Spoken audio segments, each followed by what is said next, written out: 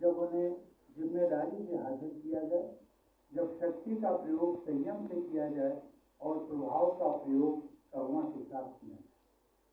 देवी और सज्जनों, आज विश्व के देश परस्पर जुड़े हुए हैं। ऐसे जिम्मेदारी विहीन और नैतिकता विहीन शक्ति का प्रयोग अच्छे और खतरनाक परिस्थिति का कारण बन सकती है।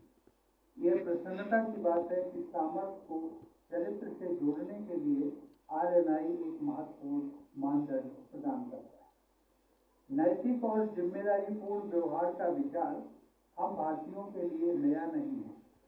यह हमारी सभ्यता के उन सिद्धांतों में अंतर्निहित है जो हजारों वर्षों से हमारी नैतिक और राजनैतिक सोच को दिशा दिखाती रही।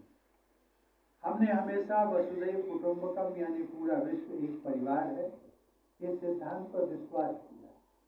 हमारे परंपरा में लोका समस्ता सुखिनो भवन्तु अर्थात सभी प्राणी सर्वत्र सुखी और दुख मुक्त हों, ऐसी हम प्रार्थना करते हैं।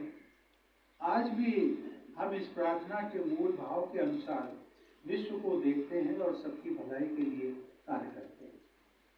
हमारे लिए ताकत का अर्थ दबदबा नहीं, बल्कि एक कर्तव्य है। संप्रभुता हमें अधिकार के साथ साथ जिम्मेदारी का भी बोध कराती है।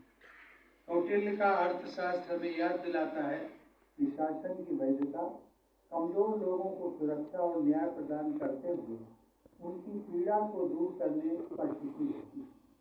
भारत का संविधान इसी दृष्टिकोण को वैधानिक स्वरूप प्रदान करता है, जब वह न्याय, स्वतंत्रता, समानता, बंधुता को लोकतंत्र का सार बताता है।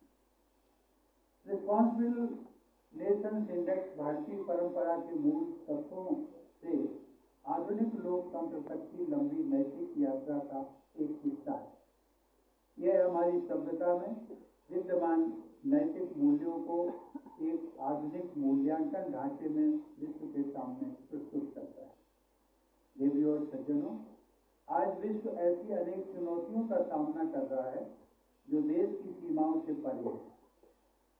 जलवायु परिवर्तन, महामारी, साइबर क्राइम, वित्तीय संकट और युद्ध को किसी देश की सीमा में बांधना मुश्किल है। ऐसी घटनाएं दर्शाती हैं कि देशों का भाग्य परस्पर जुड़ा हुआ है और एक देश का नैतिक व्यवहार दूसरे देशों की भलाई में महत्वपूर्ण